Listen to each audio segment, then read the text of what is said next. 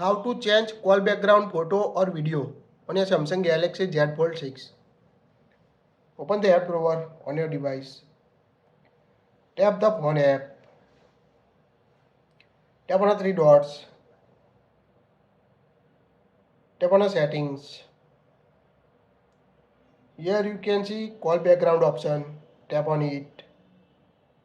Now you can see how it looks whenever you receive phone call or make a call. Select a picture or video to show when you make or receive call.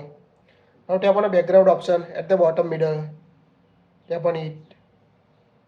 Now here you can see three options: picture, video. The background color will change to match the caller's profile picture. Here you can see how it looks. Tap on a set as a call background to set this wallpaper or photo. Go back. You can also choose video like this. So whenever you receive your phone call, you can see this type of video. You can also unmute it. Change the sound mode. You need to change this setting, sounds and vibration. Go back. You can also choose photo from your gallery. Tap on the dark mode.